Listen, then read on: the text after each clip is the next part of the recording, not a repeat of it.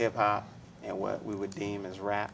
Yeah, actually I feel there's a difference because like things change over time. So I felt like, I'm not gonna say the game changed for the worse, but I don't think it has the same feel to it as when, you know what I'm saying? Because I wasn't even alive. I'm coming off of what I was brought up with. Right. And even when I listen to older, like first hip hop, I'm like, even when I was coming up, I ain't never heard nothing like this. Right. Like, so I feel like people are really rappers. Like lyricists, I feel like a lot of people need their beats to make their song. Right. And real hip hop artists don't really need that. Like Lupe, Talib Kweli, those are like true hip hop. Common, Most Def. Those like true hip hop artists.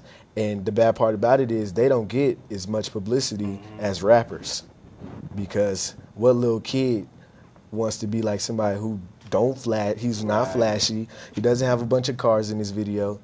Little kids just want that break, you know? Yeah. So I feel like it is a difference. And I think you guys are right on that. I think there's definitely a difference between hip hop and rap. Hip hop is, you know, there's 4 different aspects to hip hop.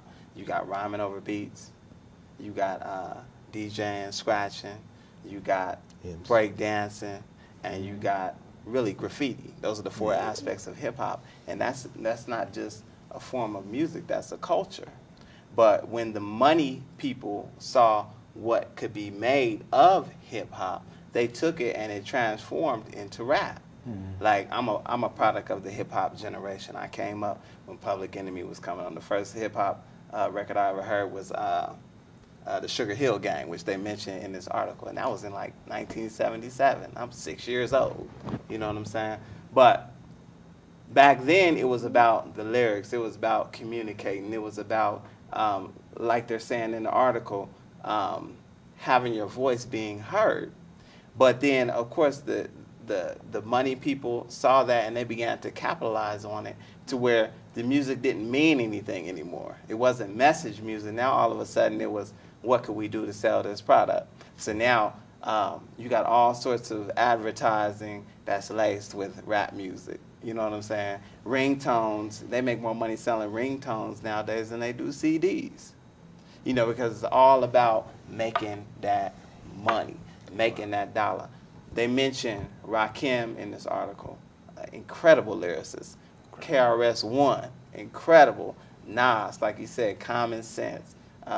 Lupe, young one coming up. Kanye West. All these cats are incredible lyricists who are known for their lyrical content. Now, in your own personal music, how important is lyrical content as a young artist trying to make it? You want to go ahead, I mean, for me, I do a lot of performances. You know what I'm saying? I perform in a lot of clubs and stuff out here, so a lot of the music I do is like party-wise type of stuff. But I also do that kind of music where it's like hip-hop still lives here. Right. You know what I mean? We having a little bit of fun, but it's kind of like, for instance, like say you have your kids, you know what I'm saying, and you tell them they can have a birthday party. You know what I mean? We still got rules. You can have your fun, but we got rules in this house, and you ain't gonna break them. It's basically, that's how it is. Like I'm gonna have some fun, but ain't nothing gonna stop me from being a part of hip hop. Like I'ma still speak hip hop. I mean, I might rap completely different on this track than I do on another track. And that's kind of, I would say that's what we need out there. Like people that, I mean, if you're gonna be, you know, if you're gonna be that party dude, you know what I'm saying, make music for parties, then, and still say you're a part of hip hop, well, express that. You know what I'm saying? So I make music that's you know, hip hop over here and party over here, just so people will know, like, you know, we serious about this. It's not just all about, you know, snapping your fingers and necklaces and all that, you know what I'm saying? So yeah, that's how I see it. Same for you, Rocky. Lyrical content, how important? I feel like my job is, like, I like leaving the audience in like, oh, like, how did he come up with that? So every time I go in the booth, I try to test my creative ability to see, okay, he said this, that was cool, but how can I say this in a way that is creative and I make the crowd feel what I'm saying?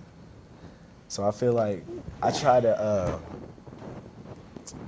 I don't know, because at the same time, hip hop has changed, but the fan aspect has changed too. And like, be real, what artist doesn't want to be liked?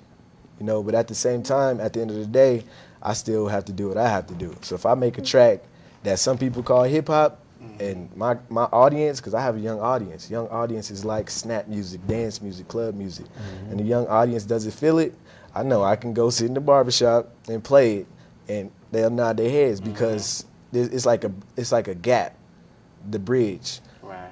On this side, you got like the older audience, and they're more hip hop associated. The young audience is more clubs, snap and roll, Soulja Boy type stuff like that. So I like to please both my audiences, but at the end of the day, I still am part of hip hop. Right. Consider this, because and I agree. You gotta have a party song. I mean, that's the marketing environment that we live in. That's the type of records that sell. You know what I mean? I take you to the candy shop and Uchi Wally Wally. And, What's Wayne's? Lollipop. Suck on your lollipop. All right. That's where we at. But it's like we said at the beginning of this program, in the intro, we talked about how all of America's media, print and electronic, are owned by 5 major corporations, which really means when you control media and information, you shape the way people think. It's the same thing with hip hop. Like we stated earlier, when I was first coming up, it was the Sugar Hill Gang, then it was Run DMC, then it was Public Enemy, Big Daddy Kane, Brand Nubian, Heavy D. All these cats had messages. And the thing about it was, they did a little party music, but for the most part, it was message music. And it was selling. It was selling because it was before it got corrupted, before people came in and said, okay, here's what we could do to make all this bread, put big booty hoes in videos and have them shake it 24/7. You see what I'm saying? But it was selling. After that, here comes gangster rap, NWA. You know what I'm saying? F the Police, they didn't like that one. But a B is a B. You know what I'm saying? And it's like, wow, you actually selling this. And that moved all of that conscious rap out of the way. What I'm suggesting to you is that someone is shaping the way our youth think. They're shaping the way that they think in terms of what they want to hear. Right. You see what I'm saying? And they shape it by telling the artist this is what's gonna sell. Because they can't control what's gonna sell unless the artist puts it out.